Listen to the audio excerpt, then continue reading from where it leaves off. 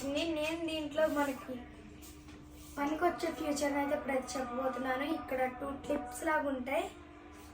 1 clip తీసుకుంటే ఎంత వస్తుంది, సెకండ్ క్లిప్ తీసుకుంటే ఎంత వస్తుంది, ఇట్లా 2 సైడ్స్ మొత్తం తీసుకోవాలి. 3 సైడ్స్ ఉంది మొత్తం. దీనికి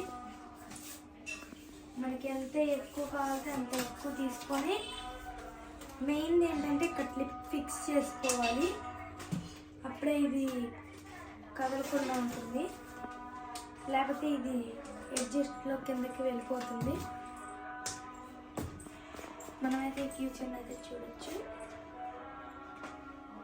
వీడియోస్ తీసుకోవడానికి కూడా ఇది చాలా బాగా పనిచేస్తుంది. ఇది మనం ఇలా ఫోల్డ్ చేసి దగ్గరికి వస్తుంది. మళ్ళీ మనం ప్యాక్ చేసేసుకునేటప్పుడు